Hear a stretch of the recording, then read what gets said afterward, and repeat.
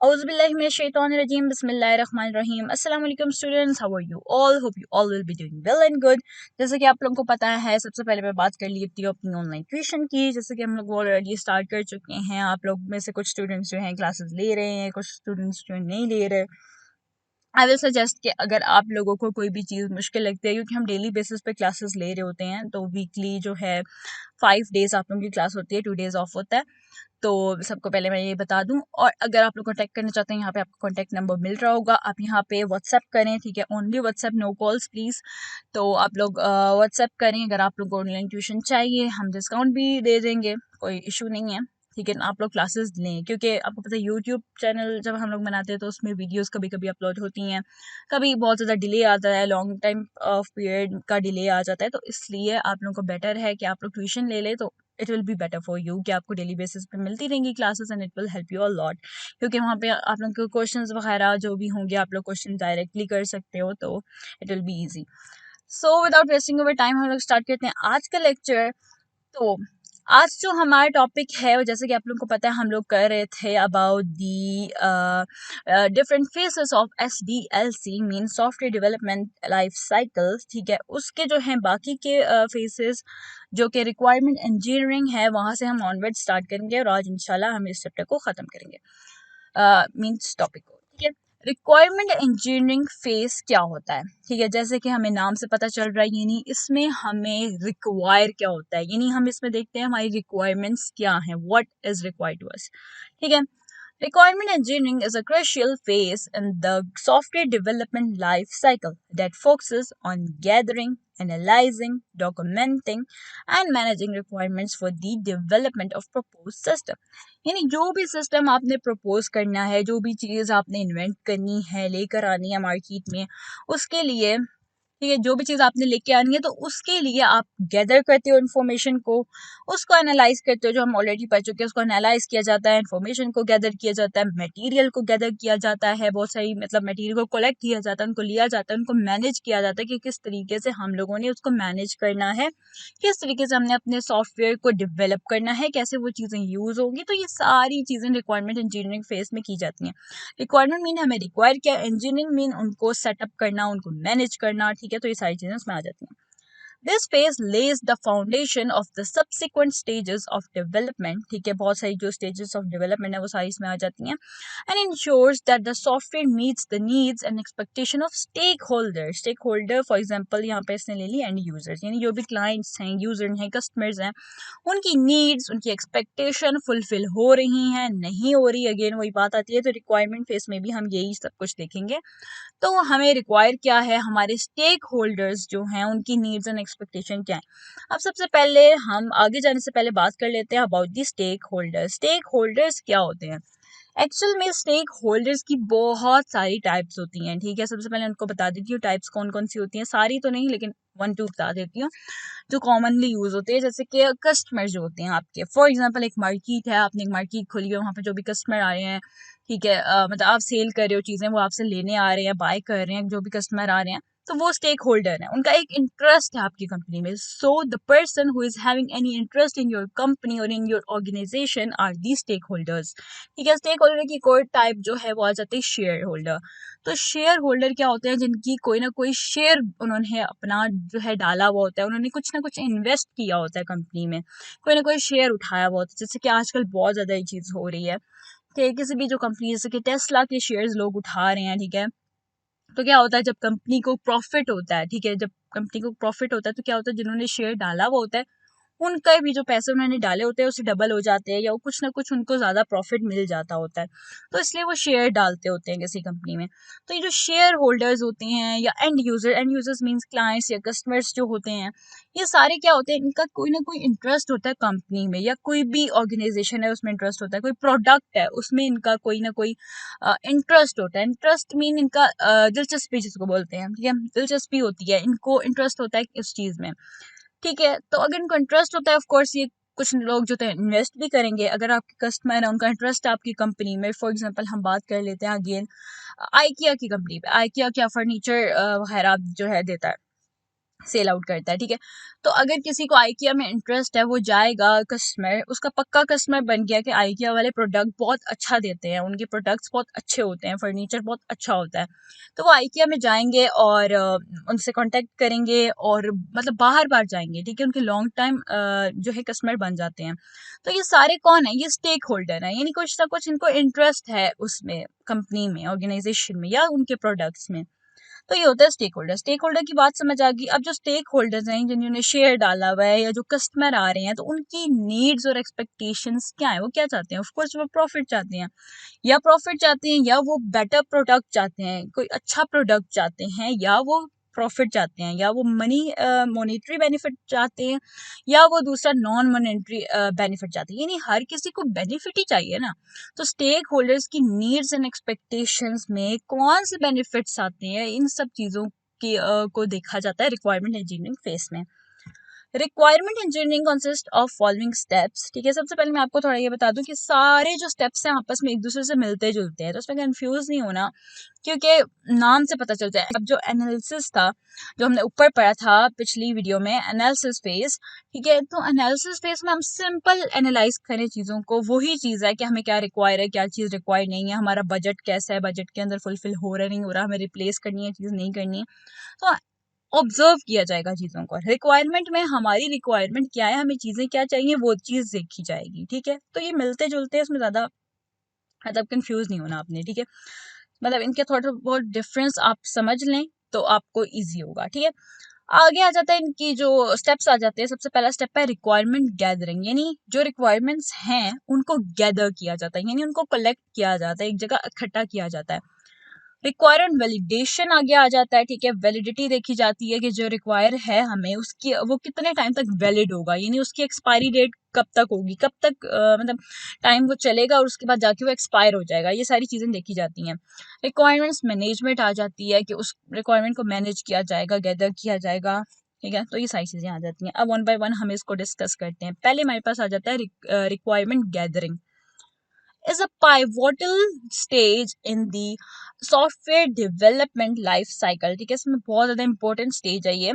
Aiming to identify and document the needs and expectation of stakeholder, ठीक है। इसमें वो ये नीड्स और एक्सपेक्टेशन को एम करता है, यानी इसका ये होता है कि गोल ये होता है कि आइडेंटिफाई किया जाए कि वो स्टेक होल्डर्स की नीड्स और एक्सपेक्टेशन क्या हैं। Various techniques are employed for this purpose, यानी बहुत सारी टेक्निक्स को जो है मार्केट में लाया गया है और बहुत सारी टेक्निक्स को यूज़ किया जाता है। And they can broadly classified into different types, ठीक है। और डिफरेंट टेक्निक्स के थ्रू इनको डिफरेंट टाइप्स में क्लासिफाइड, कैटेगराइज कर दिया जाता है। Below are some typical types of requirement gathering types with example, ठीक है। उनकी एग्जांपल्स बता दी हैं रिक्वायरमेंट गैदरिंग टाइप्स की, ठीक है। यानी रिक्वायरमेंट गैदरिंग की भी फर्दर कुछ टाइप्स हैं। अब रिक्वायरमेंट को गैदर किया जाता है किस तरीके से? अब हम वही है ना कि हमें क्या रिक्वायर है, ठीक है, इनकी नीड्स क्या है, स्टेक होल्डर्स की नीड्स एक्सपेक्टेशन क्या है, उनको किस तरीके से गैदर किया जाएगा। तो यहाँ पे डिफरेंट तरीके हैं जिन तरीकों से आप लोगों से निकलवा सकते हो कि लोगों की नीड्स और उनकी एक्सपेक्टेशन क्या है। आपके आसपास जो सोसाइटी है, जो लोग हैं, आपके नेबर, सबकी इनकी एक्सपेक्टेशंस क्या है, आप कैसे पता करोगे? ठीक है, उनसे पूछोगे, किस तरीके से पूछोगे, उनकी रिक्वायरमेंट्स को आप कैसे गैदर करोगे, ये चीज मैटर करती है।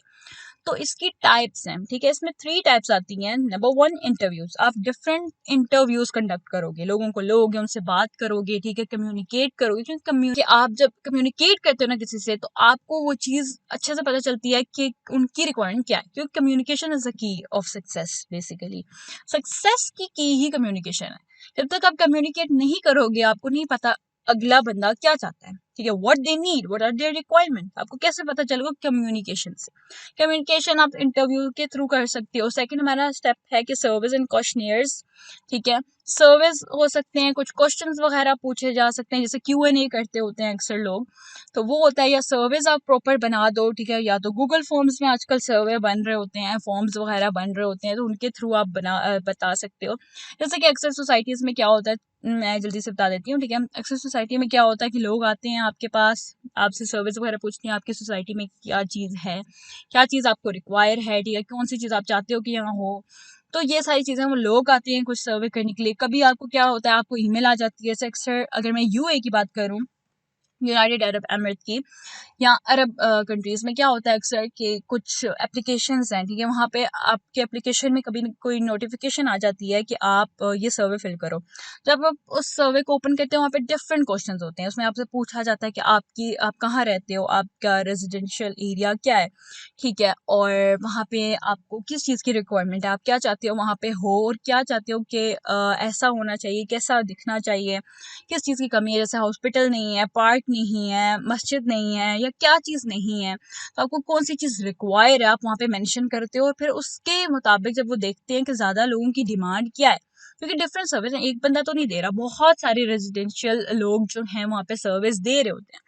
तो जब वो सर्वे लेते हैं, कंडक्ट करते हैं, वो सर्वेस के आंसर्स जब चेक करते हैं तो वो देखते हैं मेजॉरिटी क्या है, लोग ज़्यादा क्या चाह रहे हैं। अब जब वो देखेंगे ज़्यादा लोग चाह रहे हैं यहाँ पे मस्जिद नहीं है, मस्जिद बहुत दूर बनी हुई है, तो कोई नज़दीक तरीन मस्जिद होनी चाहिए। अब जब वो देखेंगे ओके मस्जिद ठीक है, जब उनको मेजोरिटी में मस्जिद नजर आएगी पहले वो मस्जिद बनवाएंगे। अब मस्जिद बनवाएंगे तो जब वो चीज़ हो गई, वो स्टार्ट होना शुरू हो गई, फिर वो देखेंगे सेकंड ऑप्शन क्या है, ठीक है, सेकंड ऑप्शन पे यहाँ पे पार्क नहीं है या कोई भी चीज़ है, ठीक है, ये मैं एग्जांपल दे रही हूँ आपको, ठीक है, पार्क नहीं है, ठीक है, अब क्या करेंगे, कोई गार्डन बनवा देंगे, कोई पार्क बनवाना शुरू कर देंगे, ठीक है। तो इस तरीके से होता है कि लोगों की डिमांड क्या है, ठीक है, उनकी नीड्स क्या है, उनको सर्विस के थ्रू, क्वेश्चनियर्स के थ्रू देखा जाता है। देन आ जाता है ऑब्जर्वेशन, ऑब्जर्व किया जाता है लोगों को कि लोगों की क्या डिमांड है, लोग कैसे कैसे रह रहे हैं, मतलब ऑब्जर्व करेंगे ना लोगों को। अब फॉर एग्जाम्पल कोई बीमार हो गया, अब कोई बीमार हो गया, उसको फौरन हॉस्पिटल जाना है, अब नज़दीक कोई हॉस्पिटल नहीं है, बहुत दूर दूर है, ठीक है। अब ये चीज़ हम ऑब्जर्व करें कि हमारे नेबर में कोई बीमार हो गया, या जो भी है प्रोजेक्ट टीम है, अब वो ही ऑब्जर्व कर रही है कि हमारे नेबर में कोई बीमार हो गया और हमारे आसपास कुछ भी नहीं है, ठीक है। अब वो बेचारे जा रहे हैं, जाते जाते हालत किसी की ज़्यादा ख़राब होती है, जो पेशेंट है उसकी जो है तबीयत बहुत ज़्यादा बिगड़ जाती है, तो इस तरीके से उनको पता चलता है कि हॉस्पिटल जो है नज़दीक होना चाहिए, इट्स वेरी इंपॉर्टेंट। तो फिर वो क्या होता है, फिर वो इस तरीके से हॉस्पिटल या जो भी चीज़ उन्हें डेवलप करनी है तो वहाँ पे वो कंस्ट्रक्शन उसकी स्टार्ट कर देते हैं। ये हो गया। फिर आ जाता है डॉक्यूमेंट एनालिसिस। डॉक्यूमेंट एनालिसिस जो है वो भी डिफरेंट तरीकों से किया जाता है। डॉक्यूमेंट्स, रिपोर्ट्स वगैरह, फीडबैक्स लिए जाते हैं लोगों के, तो उस तरीके से इसको किया जाता है, ठीक है। तो मैं ज़्यादा रीड आउट नहीं करी क्योंकि इसमें कुछ रीड आउट करने वाला है नहीं। इंटरव्यू मैंने आपको बता दिया किस तरीके से होती हैं, वो इनकी नीड्स एंड एक्सपेक्टेशंस को इंटरव्यू के थ्रू देखना, देन उनकी नीड्स एंड एक्सपेक्टेशन को सर्वेज और क्वेश्चनियर्स के थ्रू देखना, ऑब्जर्वेशन के थ्रू देखना, जो मैंने आपको बता दिया। डॉक्यूमेंटेड फॉर्म में भी मैंने आपको बता दिया किस तरीके से देखा जा सकता है। आई होप सो आपको यहाँ तक समझ आ गया होगा। आगे चलते हैं रिक्वायरमेंट वैलिडेशन पे। ओके, आगे आ जाता है requirement validation. Requirement validation focuses on scrutinizing the gathered requirements to ensure they align with the stakeholder intentions। यानी कि जो stakeholders की intentions हैं वहाँ तक वो align हो रहा है। वो ही अगेन वही बात आती है ना कि क्या उनकी जो वैलिडिटी है वो उन स्टेक होल्डर की इंटेंशन को, मतलब उनकी जो नीयत है, यानी मतलब वही ना, उनकी सोच क्या है, उनके थॉट्स क्या है, वो क्या चाहते हैं, तो उन चीज़ों को अलाइन कर रहा है, क्या उनके मुताबिक है वैलिडिटी उसकी। This process distinguish itself from verification which takes place after requirement have been accepted। जब रिक्वायरमेंट एक्सेप्ट हो जाती है तो फिर यहाँ पे वेरिफिकेशन की चीज आती है कि वेरीफाई किया जाता है क्या ये वाकई ही मतलब ये रिक्वायर था, क्या ये वाकई ही हमें चाहिए था, तो उसको वेरीफाई किया जाता है। During requirement validation, a thorough review is conducted to verify the completeness and accuracy of elected requirement। ये जो भी रिक्वायरमेंट आप लोगों ने स्टार्ट की, ठीक है, उसको देखा जाता है, मतलब उसको वेरीफाई किया जाता है डिफरेंट टाइप ऑफ रिव्यू से, यानी उसको रिव्यू दिए जाते हैं। फॉर एग्जांपल स्टार, जैसे स्टार्स के थ्रू रिव्यू देते हैं और फीडबैक्स देते हैं 1 to 5। तो 1 to 5 में कितने स्टार देंगे इस रिक्वायरमेंट को जो हम अभी मार्केट में लेके आने जा रहे हैं, तो वो देखेंगे कि कुछ लोगों ने 2 दिया, कुछ लोगों ने 2 स्टार दिया, कुछ ने 3 स्टार दिया। तो जो मेजोरिटी में देखेंगे कि एवरेज क्या निकली है, अगर 4 स्टार तक या 5 स्टार तक जा रही है तो डेट्स मीन कि ये लोगों की रिक्वायरमेंट है और हमें मार्केट में ये चीज़ ले आनी चाहिए। एग्जाम्पल देख लेते हैं। In the context of students' examination system development project, once the initial requirement for the examination system are compiled, यानी initial जो first requirement है उसको compile कर लिया जाता है, ले लिया जाता है मार्केट में, या उसको invent कर लिया जाता है, create कर लिया जाता है, तो क्या होता है, the project team engages in requirement validation by carefully examining such specification। अब प्रोजेक्ट टीम क्या करेगी, एंगेज करेगी इन सब रिक्वायरमेंट की वैलिडेशन को, ठीक है, वैलिड हैं कि नहीं है, वैलिड भी हैं कि नहीं है, ये चीज़ देखी जाती है। यानी ये चीज वैलिड है, इलीगल तो नहीं है, लीगल तो है, ठीक है। उस चीजों को इस तरीके से भी देखा जाता है, ठीक है। This ensures that the proposed features and functionalities accurately reflect the expectation of student, faculty and administrators involved in examination process. यानी जो एग्जामिनेशन प्रोसेस में फैकल्टी है, स्टूडेंट हैं, एडमिनिस्ट्रेटर हैं, क्या उनको उनकी एक्सपेक्टेशंस को ये एक्यूरेटली रिफ्लेक्ट कर रही हैं? जो फीचर्स या फंक्शंस आपने इन्वेंट किए हैं, प्रपोज किए हैं, क्या वो एक्यूरेट हैं स्टूडेंट्स, फैकल्टी और एडमिनिस्ट्रेटर के लिए? तो ये चीज़ वैलिडिटी इनकी देखी जाती है, क्या ये वैलिड हैं, क्या स्टूडेंट्स के लिए वैलिड है, क्या ये सही है, तो इस तरीके से देखा जाता है। Requirement management is continual process, ये कंटिन्यूसली मैनेजमेंट तो आपको पता है किसी भी चीज़ की वो कंटिन्यूसली देखी जाती है, ठीक है। कंटिन्यूसली चेक किया जाता है, अभी सही है, अभी सही नहीं है, अगर थोड़ा सा मतलब कुछ उसमें खराबी आ गई है तो उसको फौरन से ठीक किया जाता है, ठीक है। At guaranteeing that the software consistently fulfills the expectation of both the acquirer and user. जो एक्वायरर है और यूजर है, यानी जो ले रहा है और जो यूज कर रहा है उस चीज को, जो प्रोडक्ट है या सॉफ्टवेयर है, ठीक है, उस चीज की अगेन वही एक्सपेक्टेशंस को देखा जाता है यूजर की, ठीक है। It involves the collection of new requirement that they emerge due to the evolving expectation, ठीक है। मतलब एक्सपेक्टेशन को फुलफिल करने के लिए न्यू रिक्वायरमेंट को इमर्ज यानी मर्ज किया जाता है, इकट्ठा किया जाता है पुरानी वालों के साथ, ठीक है। रेगुलेशन को चेंज किया जाता है और अदर सोर्स ऑफ मॉडिफिकेशन और डिफरेंट मॉडिफिकेशन की जाती हैं इस मैनेजमेंट, क्योंकि जाहिर सी बात है जब आप किसी चीज़ को मैनेज कर रहे होते हो तो उसमें जाहिर सी बात है देखना होता है उसके रूल्स एंड रेगुलेशन क्या हैं।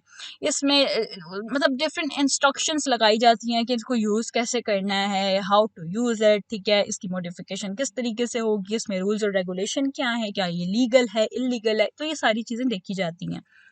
In the context of students' examination system development project, as the students' examination system evolves, requirements management becomes essential. ठीक है, जैसे ही मतलब ये अगर हम एग्जामिनेशन सिस्टम बनाते हैं, उसको डेवलप करते हैं, तो उसमें रिक्वायरमेंट मैनेजमेंट जो है, ठीक है, वो बहुत ज़्यादा इंपॉर्टेंट है। This involves actively seeking and incorporating new requirement that may arise from feedback session with user, ठीक है, फीडबैक्स लिए जाते हैं यूजर्स के, ठीक है। चेंजेस इन एकेडमिक पॉलिसीज, जो एकेडमिक पॉलिसीज हैं उनमें जो चेंज आते हैं उनके तौर पे उसको जो है कंपेयर किया जाता है। And advancement in examination methodologies, यानी जो एग्जामिनेशन के मेथड्स हैं उसमें क्या एडवांसमेंट आई है, क्या उसमें न्यू चीज़ आई है, तो उन सारी चीज़ों को नज़र में रख के, ठीक है, उन सारी चीज़ों को इस चीज़ से मैनेजमेंट से कंपेयर किया जाता है और उसके थ्रू उन चीज़ों को चलाया जाता है। Continuous requirement management ensures that the examination system adapts to the dynamic needs of the educational environment, ठीक है। जो educational environment है उसमें मतलब वही चीज़ है कि इंश्योर किया जाता है कि ये कंटिन्यूसली जो है चीज़ों को मैनेज करना पड़ता है, कंटिन्यूसली चीज़ों को चेक आउट करना पड़ता है। आई होप सो आपको यहाँ तक समझ आ गया होगा, इसमें कोई इतनी मुश्किल बात नहीं थी, सारे एक दूसरे से मिलते जुलते थे। रिक्वायरमेंट मैनेजमेंट में आपने चीज़ों को मैनेज करना होता है, वैलिडेशन में वैलिडिटी देखनी होती है कि वो वैलिड भी है कि नहीं है, एंड गैदरिंग में आप किस तरीके से गैदर कर सकते हो, इंटरव्यूज के थ्रू, सर्वे के थ्रू, ऑब्जर्वेशन के थ्रू एंड डॉक्यूमेंट एनालिसिस के थ्रू। आगे आ जाते हैं हमारे पास डिज़ाइन फेज। अब कोई भी सॉफ्टवेयर है, प्रोडक्ट है, उसकी डिज़ाइनिंग को कैसे चीज़ देखी जाती है वो बहुत इंपॉर्टेंट होती है, क्योंकि कोई भी चीज़ जो है अगर वो इंटरनली सही वर्क कर रही है इट्स गुड, लेकिन उसके लुक्स भी अच्छे होने चाहिए, उसका डिज़ाइन भी अच्छा होना चाहिए। कोई सॉफ्टवेयर है वो दिखने में भी अच्छा हो तो यूज़ करने का दिल करेगा, दिखने में ही वो अट्रैक्टिव नहीं है, अच्छा नहीं है, अच्छा लुक नहीं दे रहा, तो कौन उसको यूज़ करेगा, दैट्स द इशू। तो इस फेज में क्या होता है, crucial step where the system architecture is planned and detailed specifications are created based on the requirements gathered during the analysis phase. अब एनालिसिस फेज में जो रिक्वायरमेंट हमने गैदर की थी, यानी जो हमें पता चला था ये चीज़ें चाहिए, ये सब कुछ है, अब उसके लिए हम लोग आर्किटेक्चर मतलब सिस्टम को प्लान करते हैं, उसका आर्किटेक्ट बनाते हैं, यानी उसका स्ट्रक्चर बनाते हैं, उसकी डिटेल स्पेसिफिकेशन को क्रिएट करते हैं, यानी उसमें वो ये ना कि क्या स्पेसिफिकेशंस चाहिए, उसको कंस्ट्रक्ट किस तरीके से किया जाएगा, उसको क्रिएट किस तरीके से किया जाएगा, दिखने में कैसा होना चाहिए। Unified modelling language and various design patterns play significant roles in this phase, ठीक है। यूनिफाइड मॉडलिंग लैंग्वेज जो है एक लैंग्वेज है, यूनिफाइड है, ठीक है। मॉडलिंग मतलब ये एक लैंग्वेज का नाम है, ठीक है, जो यूज होती है डिजाइनिंग पर्पस के लिए। तो उन चीज़ों को यूज़ किया जाएगा, डिजाइनिंग पैटर्न्स को यूज़ किया जाएगा इस चीज़ को क्रिएट करने के लिए। It is standardised visual modelling language widely use in software engineering and system design, ठीक है। जो सॉफ्टवेयर इंजीनियरिंग की लैंग्वेज है और सिस्टम डिजाइन की लैंग्वेज है, तो उसमें इसका विजुअल मॉडल बनाया जाता है। विजुअल मीन के मतलब रफली यू कैन से कि एक रफली मॉडल बना लिया जाता है, ठीक है। उसके बाद उसको ओरिजिनल में कन्वर्ट किया जाता है। It plays a crucial role in software development life cycle by providing a common notation that allows developer, analyst and stakeholder to communicate and visualise the different aspects of the system. यानी कि जो developer है, जो develop कर रहा है, जो analyst हैं, यानी जो एनालाइज कर रहे हैं, ठीक है, और जो स्टेक होल्डर है, वही क्लाइंट्स हो गए या शेयर होल्डर हो गए, तो उनको क्या करता है, नोटेशन प्रोवाइड करता है, उनको अलाउ करता है कि वो कम्युनिकेट कर सकें। और विजुअलाइज का यहाँ पे मतलब है कि वो उस चीज को चेक कर सके, ठीक है। वो चेक कर सकते हैं ये दिखेगा कैसे, मॉडल बना दिया, ठीक है, मॉडल बना के उसको चेक कर सकें कि दिखने में कैसा होगा, कैसा दिखेगा, कैसा इसका इंटरफेस होगा, ये सारी चीजें देखी जाती हैं। Design patterns play a pivotal role in SDLC, ठीक है, ये भी बहुत ज्यादा इंपॉर्टेंट रोल प्ले करता है। बाय ऑफरिंग रीयूजेबल सॉल्यूशंस, ठीक है, रीयूजेबल यानी ऑलरेडी जो सोल्यूशन यूज हो गए उन्हीं को दोबारा से यूज करके हम डिजाइनिंग करते हैं। प्रोमोटिंग बेस्ट प्रैक्टिसेस, बहुत अच्छी प्रैक्टिसेस को प्रोमोट किया जाता है। Enhancing communication among team member, ठीक है, टीम मेंबर्स के उमंग मतलब उनके आपस में जो है कम्युनिकेशन को बढ़ाया जाता है कि वो ज्यादा से ज्यादा एक दूसरे से कम्युनिकेट करें और बताएं कि डिजाइन कैसे कैसे होगा। एक दूसरे से कम्युनिकेट करके पता मतलब एक दूसरे से मतलब वो ना मशवरा लेंगे, एडवाइसेस लेंगे, सजेशंस लेंगे कि हमें किस तरीके से डिजाइन करना चाहिए, कैसा इसका कलर होना चाहिए, सारी चीजें जो है आपस में डिस्कस करनी होती हैं। And contributing to the creation of the maintainable and scalable software system. They are valuable tools for software engineering striving to build high quality, robust and efficient software solution। यानी ये जो है ना ये सारी जो इसने चीजें बताई हैं, रीयूजेबल सोल्यूशन हो गया, promoting best practice, enhancing communication, ये सारे टूल्स ऐसे हैं कि ये सॉफ्टवेयर में बहुत ज्यादा जो है यूजफुल होते हैं to build the high quality. उसको रूबूस्ट करना यानी उसको प्रमोट करना, उसको मतलब प्रमोट करना, वही बात है कि ज्यादा से ज्यादा लोगों तक पहुंचाना, ठीक है। एफिशिएंट सॉफ्टवेयर सॉल्यूशंस का यूज करना, तो ये सारे टूल्स जो हैं बहुत ज्यादा एफिशिएंट सॉफ्टवेयर बनाते हैं, ठीक है। The design phase normally consists of the two simple structure, ठीक है, उसमें algorithm and flowchart आता है, जो हम ऑलरेडी आपको पता है ग्रेड 10 में हम करते आए हैं। एल्गोरिथम पे भी हमने बात की, फ्लो चार्ट पे भी बात की, बिल्कुल हम थॉरोली जल्दी जल्दी में पढ़ेंगे। और ये सारा किसका पार्ट है, ये डिजाइनिंग का पार्ट है, क्योंकि जब हम कोई चीज बना रहे होते हैं उसका एक मॉडल तैयार करते हैं, उसका एक प्लानिंग तैयार करते हैं, उसको प्लान करते हैं, ठीक है। अब जाहिर सी बात है जब आप चीज को प्लान कर रहे हो, ठीक है, उसको बना रहे हो, तो उसका एक प्रॉपर आपको रफली स्ट्रक्चर बनाना होता है जो आप एल्गोरिथम या फ्लो चार्ट का यूज करके बनाते हो। अब सबसे पहले बात करते हैं एल्गोरिथम की, ठीक है। Are precise and systematic procedure design to guide the step by step solution, ठीक है। ये क्या है, स्टेप बाय स्टेप सोल्यूशन होता है जो हम ऑलरेडी पढ़ आए हैं प्रॉब्लम को सॉल्व करने के लिए। They provide a structured detail set of the instruction for solving a particular problem, performing a specific task. For example इसी सिस्टम की बात कर लेते हैं, स्टूडेंट एग्जामिनेशन सिस्टम की। इस तरह का एल्गोरिथम बनेगा to find the result of the student using percentage marks, ठीक है। उनके जो परसेंटेज मार्क्स हैं उनको देखने के लिए, उनको फाइंड आउट करने के लिए हम कैसा एल्गोरिथम यूज करेंगे, तो उसकी बात हो रही है यहाँ पर। Algorithm to find the percentage marks, और यहाँ पे algorithm to find the students का रिजल्ट, ठीक है। सबसे पहले उनकी परसेंटेज कैसे निकलेगी, स्टार्ट, जैसे कि आपको पता है हम लोग हमेशा स्टार्ट लिखते थे। सेकंड स्टेप हमारा होता था रीड टोटल मार्क्स, यानी टोटल मार्क्स को इनपुट करवाते थे, रीड करवाते थे। रीड होगी, टोटल मार्क्स को हमने रिप्रेजेंट किया TM से, ठीक है, T से टोटल, M से marks. Then read obtain marks, ठीक है, OM आ गया। परसेंटेज मार्क्स के लिए PM आ गया, उसका आगे फॉर्मूला दे दिया, ठीक है। OM क्या है, obtain marks over total marks multiply 100%। तो परसेंटेज की यही होती है ना, जो ऑब्टेन होता है, obtain over total multiply by 100, ठीक है। तो परसेंटेज का क्या होता है फॉर्मूला, ऑब्टेन मार्क्स यानी जो मार्क्स ऑब्टेन किए हैं, ठीक है, ओवर यानी कि divide by total marks, divide by total और मल्टीप्लाई बाय 100। तो इस तरीके से हमारी परसेंटेज आ जाती है मार्क्स की, ठीक है। Obtain marks over total marks multiply by 100 करेंगे तो परसेंटेज का ये फॉर्मूला बन गया। देन प्रिंट मतलब क्या, आउटपुट करवानी है, परसेंटेज मार्क्स लिखेंगे, PM आगे डालेंगे, इस तरीके से तो आगे एंड कर देंगे, तो हमारा ये इस तरीके से वर्क करता है। खैर, अब ये चीज मैं आपको अगेन बता दूं, हमने ग्रेड 10 में भी पढ़ी थी कि ये हमारी अपनी हेल्प के लिए होता है ये स्ट्रक्चर, ठीक है। ये पूरा जो प्रोग्राम मतलब ये जो हम एल्गोरिथम बनाते हैं या फ्लो चार्ट बनाते हैं, ये अपने लिए होता है, कहीं पे यूज नहीं होता, ठीक है। तो यूज करने के लिए हम लोगों ने कौन सी लैंग्वेज पढ़ी है लास्ट टाइम? हमने सी लैंग्वेज पढ़ी है, ठीक है। सी लैंग्वेज, C++, पाइथन, ये चीजें यूज होती है चीजों को रन करने के लिए, ठीक है, कंपाइल करने के लिए, एग्जीक्यूट करने के लिए हम डिफरेंट सॉफ्टवेयर यूज करते हैं। ये हमारा स्ट्रक्चर होता है नॉर्मल, अपने लिए होता है, अपनी अंडरस्टैंडिंग के लिए। सबसे पहले स्टार्ट करेंगे, रीड करेंगे टोटल मार्क्स को, रीड करेंगे ऑब्टेन मार्क्स को, फिर फॉर्मूला लगाएंगे, फॉर्मूले में जब फॉर्मूला लग जाएगा देन हम प्रिंट करवा देंगे परसेंटेज मार्क्स को एंड एंड कर देंगे। सिमिलरली स्टूडेंट का रिजल्ट कैसे आएगा? परसेंटेज मार्क्स हमारे पास आ गए, अब स्टार्ट करेंगे रीड परसेंटेज मार्क्स, उनको रीड करो। If the percentage mark PM is greater and equal to 40 then print pass, ठीक है, एल्स प्रिंट फेल और एंड कर देंगे। इफ एल्स का फॉर्मूला लगाया, इफ एंड देन यहाँ पे लिखा हुआ है, लेकिन हम लोग सी में क्या यूज करते हैं? इफ एंड एल्स यूज करते हैं, तो उस तरीके से है। यानी कि जो सॉफ्टवेयर होते हैं उनमें हम लोग को डिफरेंट कमांड्स यूज करनी होती है, ये अपनी अंडरस्टैंडिंग के लिए हम लोग एल्गोरिथम को बनाते होते हैं, जो कि प्री प्रोग्रामिंग इसको कहते हैं। प्री प्रोग्रामिंग मतलब कि ये ओरिजिनल प्रोग्रामिंग नहीं है, ठीक है, ये अपनी अंडरस्टैंडिंग के लिए प्रोग्राम हम लोग इस तरीके से स्टेप्स बना लेते होते हैं। आई होप सबको एल्गोरिथम की समझ आ गई होगी। आगे चलते हैं फ्लो चार्ट की तरफ।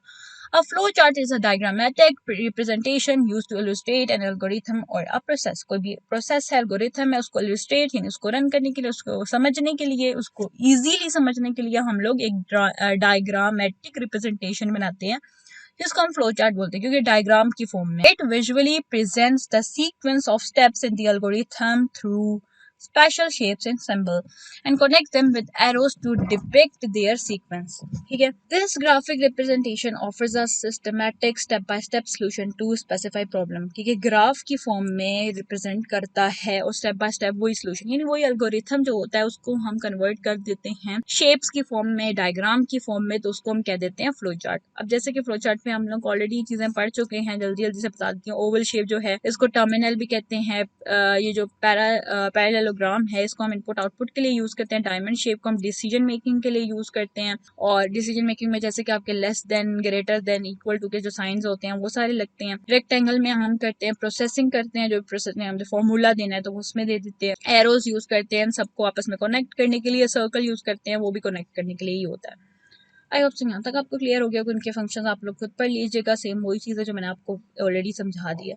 एग्जाम्पल आ जाती है, student examination system development project, the flow chart for the above algorithm will be followed, ठीक है। अबव एल्गोरिथम जो हमने पढ़ा है उसका फ्लो चार्ट कैसे बनेगा? स्टार्ट पैरेललोग्राम में हम लोग लिख देंगे रीड टोटल मार्क्स, ठीक है, क्योंकि हम लोग उसमें इनपुट और आउटपुट करते होते हैं। यहाँ से हमने यही पढ़ा है ना, या तो इसमें इनपुट होती है आउटपुट होती है पैरेललोग्राम में, तो इनपुट भी हम इसमें लेंगे रीड ये, और प्रोसेसिंग जो हमारी है वो रेक्टेंगल में होगी। प्रोसेसिंग में हम लोग फॉर्मूला देते हैं, और फिर पैरेललोग्राम हम लोग लिखेंगे आउटपुट लेने के लिए, आउटपुट ले और एंड कर दिया, ठीक है। और यहाँ पर स्टूडेंट का रिजल्ट कैसे होगा? स्टार्ट किया पैरेललोग्राम में हम लोगों ने जो है इनपुट करवाई, देन हमारे पास जो है अपनी डायमंड शेप आ गई, ठीक है। वो किस लिए आई कि हम लोगों ने डिसीजन देना कि PM मार्क्स के अगर ग्रेटर और इक्वल हैं 40 के तो यस कर दो, यस पे जाएगा तो पास, और अगर नो है तो नो पे जाएगा तो प्रिंट फेल है। यहाँ पे ये गलत लिखा हुआ है, ये फेल है, ठीक है, FAIL, ठीक है। अगर नो आता है तो फेल है, अगर यस आता है तो पास है, एंड देन एंड, ठीक है। यहाँ तक आपको आई होप से समझ आ गया होगा,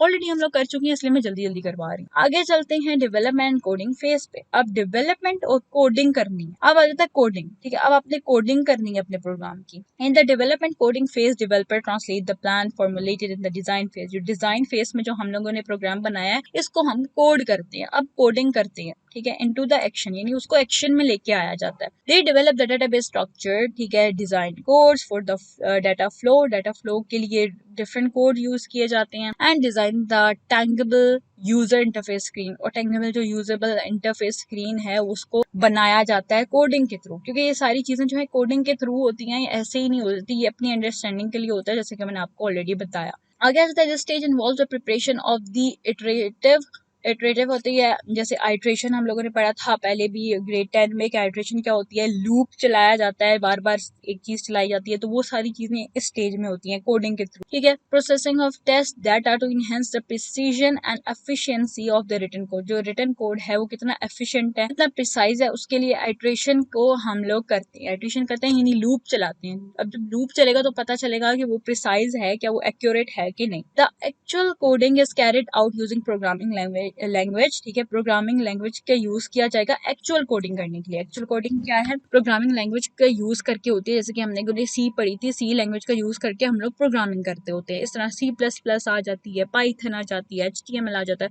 तो ये सारी प्रोग्रामिंग होती हैं, प्रोग्रामिंग लैंग्वेजेस होती हैं जिनको यूज करके हम लोग कोई भी कंप्यूटर का प्रोग्राम प्रोसेसिंग में ला सकते हैं। एग्जाम्पल यहाँ पे दे दिया, student examination system development project की developer create the database structure, उसमें डेटाबेस स्ट्रक्चर बनाएगा, specifying how the system will store and retrieve exam related data, उसको रिट्राइव कैसे किया जाएगा। तो ये सारी चीजें, they write code for the flow of information within the system, system में जो इन्फॉर्मेशन फ्लो हो रही है, चल रही है, रन हो रही है, एग्जीक्यूट हो रही है, तो वो सारी चीज़ों का कोड लिखा जाता है। Ensuring seamless and process from question generation to result compilation, ठीक है। Additionally, user interface screens are precisely designed to provide user-friendly environment for student, faculty, and administrator interacting with the examination system. ठीक है, यानी कि जो user friendly interface है ऐसा बनाया जाता है स्क्रीन को, ठीक है। यानी जो स्क्रीन है, जो टेम्पलेट है, होम स्क्रीन हो गई, कॉन्टैक्ट अस वाली स्क्रीन हो गई किसी भी वेबसाइट की, तो उन चीज़ों को इस तरीके से डिज़ाइन किया जाता है कि वो यूज़र फ्रेंडली हो, इजीली यूज़ हो, ठीक है, मुश्किल ना हो, इजी टू यूज़ हो, एक क्लिक से लोग यूज़ कर लें। यानी ऐसा ना हो कि उनको एक एक चीज़ पे कोड लिखना पड़े, जैसे कि पहले ज़माने में क्या होता था, यानी पहले के टाइम में 19s में जब आपके जो भी सॉफ्टवेयर वगैरह डेवलप होते थे उसमें प्रॉपर आपको अगर एक फॉर एग्जाम्पल आपने शट डाउन करना है ना अपने लैपटॉप को या जो भी पीसी है उसको शट डाउन करने के लिए आपको पूरा कोड लिखना पड़ता था, देन आपका शट डाउन होता था। अब यूजर फ्रेंडली आप एक क्लिक से शट डाउन कर सकते हो। इस तरह हो गया। Through out this phase rigorous testing using prepared test data is performed to identify and rectify any issues, ठीक है, contributing to the creation of robust and efficient examination system। Normal explanation दी हुई है, देन इसमें जो है बता रहा है कोडिंग हुई हुई है, ठीक है, to identify and rectify any issue contributing to the creation of robust and efficient examination system. इसमें जो कह रहा है कि हुई हुई है displays example of the programming code with output, ठीक है, क्रिएटेड इन C++। ये C++ में क्रिएट हुआ है programming language to calculate student की percentage in the subject of student examination system development, ठीक है। इसमें परसेंटेज का पूरा प्रोग्राम लिखा हुआ है। तो C++ में हम लोग ऐसे करें, हम लोगों ने C लैंग्वेज पढ़ी थी, ये C++ की कोडिंग है, ठीक है। तो उसमें हम लोग सी आउट यूज़ करते हैं, सी इन यूज़ करते हैं, ये थोड़ा डिफरेंट होता है, ठीक हो गया। यहाँ तक आपको आई होप सो क्लियर हो गया होगा। वैसे आपने इस पे अभी इतना गौर नहीं करना। सिंपल डेवलपमेंट कोडिंग फेज होता क्या है उसके बारे में आपको थ्योरी पता होनी चाहिए। आगे आ जाते हैं टेस्टिंग वेरिफिकेशन को। अब टेस्टिंग भी तो करनी है कि हमारा जो प्रोग्राम है, सॉफ्टवेयर है, वो सही चल भी रहा है कि नहीं, तो उस चीज़ को कैसे चेक करेंगे। In the testing verification phase all aspects of the system are tested for functionality and performance, ठीक है, उनके फंक्शन और परफॉर्मेंस को देखने के लिए टेस्ट किया जाता है। Testing involves the execution of programs modules to detect errors, ठीक है, ऐसे ही होता है ना, एग्जीक्यूट किया जाता है आपके जो भी प्रोग्राम है उनको चलाया जाता है, रन किया जाता है, तो पता चलता है उसमें कितने एरर है, डिटेक्ट किया जाता है। एरर्स को कॉमनली नोन एज बग्स, उनको बग्स भी कहते हैं। सिंपल बग्स अक्सर क्वेश्चन आ जाता होता है कि बग्स क्या होते हैं, तो बग्स होते हैं नॉर्मल जो एरर्स होते हैं उनको बग्स कहते हैं। कोई भी जो एरर आ जाता है, एरर को डिटेक्ट किया जाता है, तो उसका मतलब होता है बग है, ठीक है। The primary goal of testing is to assess specific attribute और कैपेबिलिटी ऑफ प्रोग्राम और सिस्टम, ठीक है,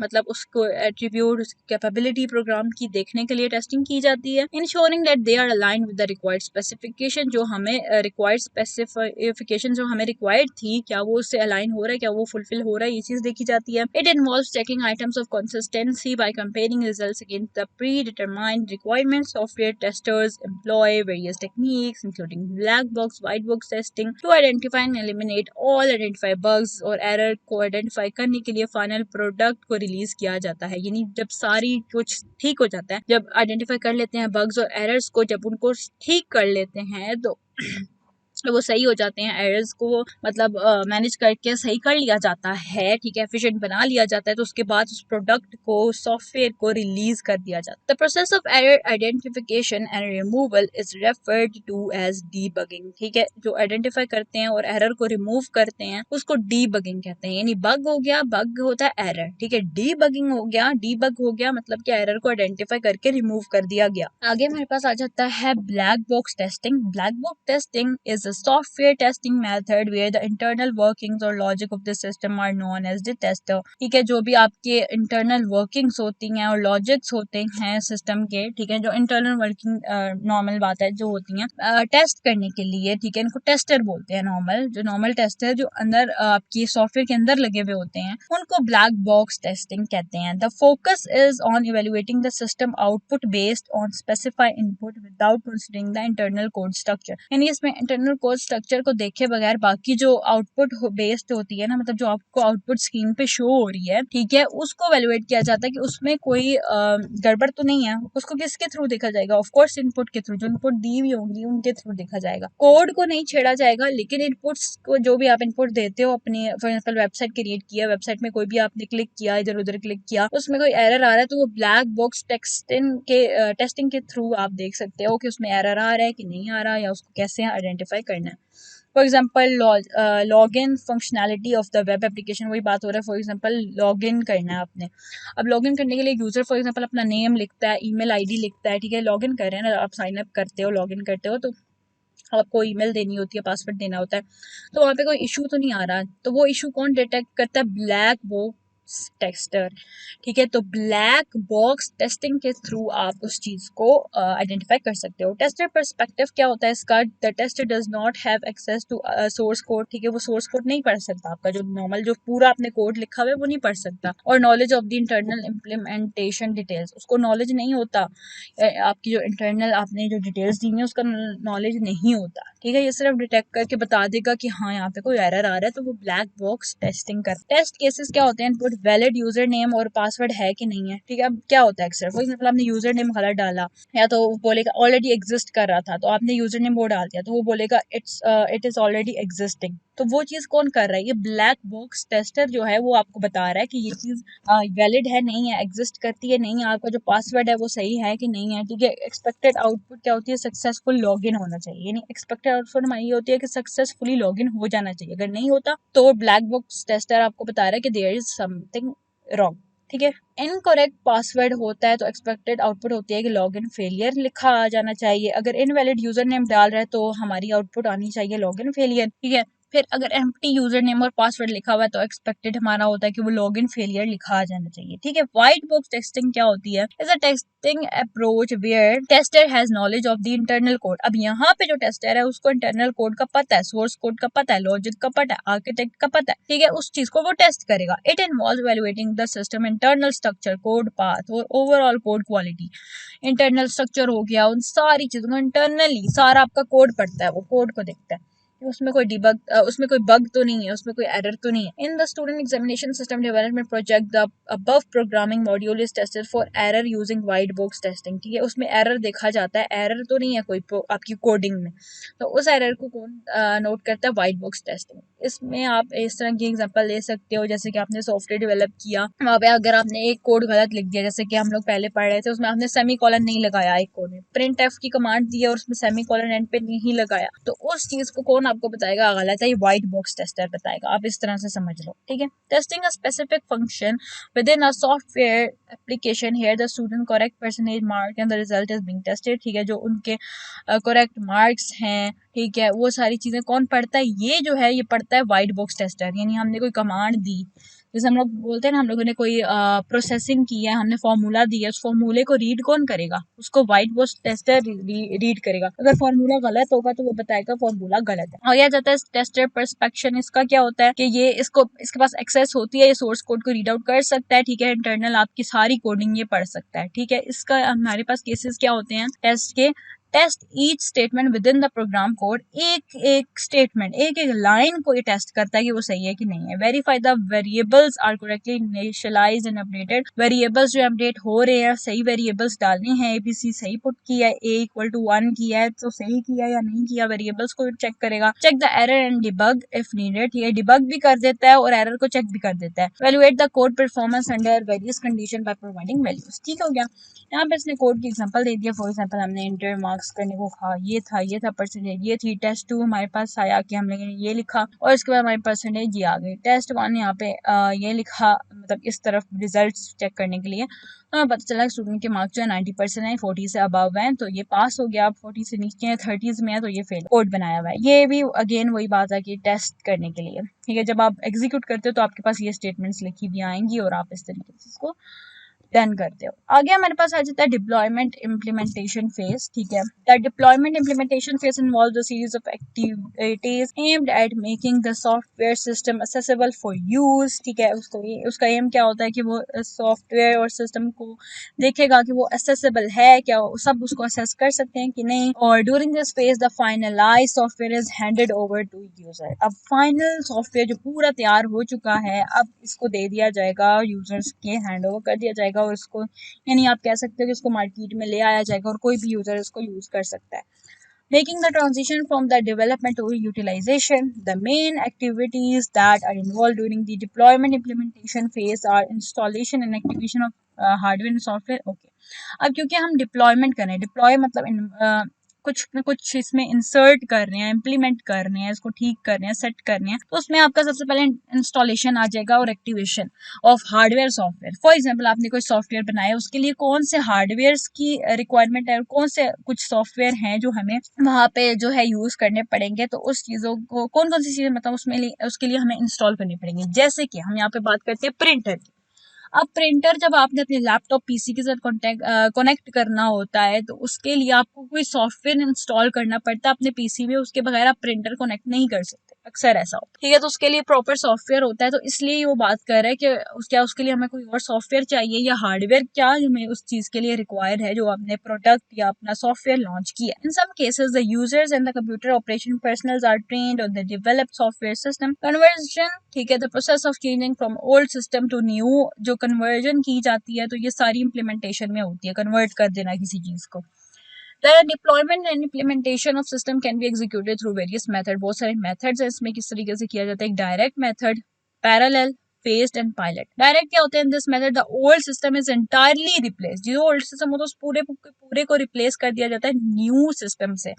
The transition is abrupt. ठीक है, ट्रांजिशन डाली जाती है एंड वंस इम्प्लीमेंटेड, जब एक बार उसको इम्प्लीमेंट कर दिया जाता है तो ओल्ड सिस्टम जो होता है वो ऑब्सोलीट हो जाता है, यानी ओल्ड सिस्टम जो है वो खत्म हो जाता है, उसको फिनिश कर दिया जाता है। पैरेलल में होता है, parallel method involves running both the old and new system. Parallel में दोनों चलेंगे, ये भी चलेगा ये भी चलेगा, ओल्ड भी चलेगा न्यू भी चलेगा, दोनों चलेंगे concurrently for the certain period, एक सर्टेन पीरियड तक दोनों का काम आएगा। This approach allows for the identification and rectification of major issues with the new system without risking data loss, ठीक है। ये होता है कि ओल्ड डाटा में ताकि सारी चीज़ें सेव रहें, ठीक है, ओल्ड सिस्टम में भी सेव रहें। अगर न्यू सिस्टम जो हमारा इन्वेंट हुआ है, क्योंकि वो न्यू इन्वेंट हुआ है, उसमें कोई लॉस वगैरह ना हो जाए हमारी चीज़ों का, हमारे सिस्टम का, तो इसलिए न्यू वाले को भी रखा जाता है, ओल्ड वाले को भी रखा जाता है। फेस्ड में क्या होता है? The phase implementation method facilitates a gradual transition from the old system to the new one. मतलब आहिस्ता आहिस्ता से ओल्ड को खत्म किया, एकदम से नहीं खत्म कर दिया जाएगा, ग्रेजुअली किया जाएगा, आहिस्ता आहिस्ता से। पहले एक चीज हमने खत्म की ओल्ड की और उसको न्यू में डाल दिया, फिर दूसरे को खत्म की उसको न्यू में डाल दिया, यानी एक एक करके स्लोली ओल्ड को खत्म कर दिया जाता है। जैसे कि हम विंडो एक्सपी वगैरह की बात करें तो विंडो एक्सपी वगैरह एकदम से नहीं हट गई और न्यू विंडोज वगैरह आने शुरू हो गई, आहिस्ता आहिस्ता उसका टाइम कम होने लग पड़ा। जब न्यू फीचर लॉन्च हुए तो एक्सपी के जो फीचर्स थे वो कम होते गए। इस तरीके से ही होता है कि न्यू जब चीज आती है तो ग्रेजुअली जो पिछली चीजें होती है उनको उनका जो वैल्यू होती है वो डाउन हो जाती है। It involves the incremental introduction of the new system while progressively phasing out the old system. ठीक हो गया। पायलट में क्या होता है? In pilot method, the new system is initially developed for the small user group. ठीक है, यानी न्यू सिस्टम बनाया जाता है छोटे ग्रुप के लिए, यानी ज्यादा बड़ा सब लोग नहीं यूज कर सकते, थोड़े लोग यूज कर सकते हैं। These user engage with access and provide feedback on new system. ठीक है, इनको इसलिए दिया जाता है ताकि एक्सेस दी जाती है ताकि एंगेज करें और फीडबैक्स दें न्यू सिस्टम पे कि वो सही काम कर रहा है कि नहीं कर। Once the system is deemed satisfactory, जब वो सेटिस्फाई हो जाते हैं कि हाँ ये सही है, it is then rolled out for the use by all user, फिर उसको मतलब लॉन्च कर दिया जाता है और सब यूजर्स के लिए खोल दिया जाता है। इसकी एग्जांपल इसने इस तरीके से दे दिया कि ओल्ड सिस्टम में दोनों यूज मतलब पूरा मतलब डायरेक्ट में क्या होता है पूरे का पूरा रिप्लेस हो जाएगा, इधर से इधर रिप्लेस हो जाएगा। पैरेलल में थोड़ा ये भी चलेगा थोड़ा ये भी चलेगा। फेस्ड में जो है ये आहिस्ता आहिस्ता खत्म हो जाएगा। ठीक है, ओल्ड सिस्टम ऐसा ऐसा खत्म हो जाएगा। पायलट में क्या होगा, यानी पायलट में न्यू सिस्टम ऊपर रहता है और ऐसा ऐसा मतलब इसमें भी ग्रेजुअली ही होता है, लेकिन मतलब थोड़े थोड़े यूजर्स को लेके दिया जाता है, थोड़े यूजर को दिया जाएगा, फिर अगर वो काम करेगा तो फिर बाकी यूजर्स को दिया जाएगा, फिर अगर वो अच्छे से काम करेगा तो ओवरऑल सारी दुनिया में उसको यानी पब्लिक कर दिया जाएगा। ठीक है, डॉक्यूमेंटेशन फेज क्या होता है, developing good user documentation is an important part of implementation process। बहुत ज़्यादा important होती है। documentation serves as a method of communication among the people responsible for developing, implementing and maintaining the newly developed system। अब ये communication होती है उन लोगों के दरमियान, ठीक है, responsible होता है communication करवाने के लिए उन लोगों के दरमियान जो develop कर रहे हैं प्रोडक्ट को या सॉफ्टवेयर को, ठीक है, इम्प्लीमेंट कर रहे हैं, उसको मेंटेन कर रहे हैं, सबको आपस में कम्युनिकेट करवाने के लिए डॉक्यूमेंटेशन फेस आती है। Installing the operating a newly design system और modifying and established application requires a detailed record of the system design.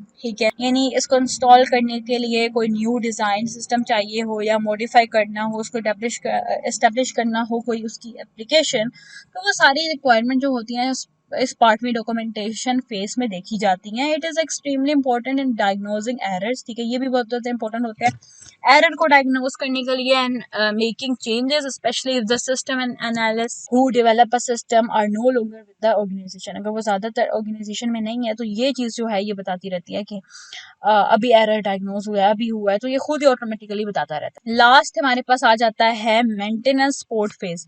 अब जाहिर सी बात है अगर कोई चीज़ आप डेवलप कर रहे हो उसके लिए एक मेंटेनेंस भी तैयार करनी होती है। ठीक है, कोई भी चीज़ है, फॉर एग्जांपल आप लोगों ने एसी बनाया है, आप लोगों ने गाड़ी बनाई है, जो भी चीज़ बनाया है उसके लिए मेंटेनेंस भी आपने तैयार रखनी होती है कि अगर उसमें कोई प्रॉब्लम आ जाता है तो हम किसके पास जाके उसकी मेंटेनेंस करवाएं। तो ये ऑनगोइंग प्रोसेस होता है, ये भी साथ साथ चलता रहता है। The system is monitored continually, यानी कंटिन्यूली उसको मॉनिटर किया जाता है कि अभी वो सही चल रहा है, नहीं चल रहा, कोई भी उसमें एरर आता है तो फौरन से उसको ठीक किया जाता है।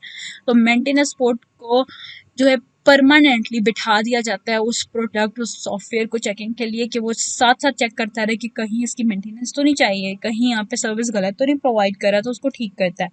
The system monitor continuously for performance in according with the user requirement needed. ठीक है, जो उनकी नीड्स हैं, रिक्वायरमेंट हैं, उन सबको मद्देनजर रख के, उनको मायने में रख के वो क्या करते हैं, वो साथ साथ चेक करते रहते हैं कि हमें कहाँ का मेंटेनेंस चाहिए। व्हेन मॉडिफिकेशन आर आइडेंटिफाई, जब मॉडिफिकेशन आइडेंटिफाई हो जाती है, द सिस्टम में रेंटर द प्लानिंग फेज। ठीक है, this process continuous until a complete solution is provided. जब तक पूरा कंप्लीट सोल्यूशन नहीं आ जाता तब तक ये प्रोसेस होता रहता है कि साथ साथ उसकी मॉडिफिकेशन को चेक किया, आइडेंटिफाई किया जाता है साथ साथ। Maintenance can be either be repairing और और some enhancement in existing system, यानी एग्जिस्टिंग सिस्टम में या तो उसमें कुछ रिपेयर किया जाएगा, मॉडिफाई चेंज किया जाएगा, सम इन्हेंसमेंट या कोई चीज न्यू इजाद कर दी जाएगी। तो this is how maintenance support phase work. I hope so आज का लेक्चर आपको समझ आ गया होगा। ठीक है, थोड़ा ये मतलब मैंने जल्दी में पढ़ाया है वो इसलिए क्योंकि ये ऑलरेडी आप चीज़ें पढ़ चुके हुए हैं,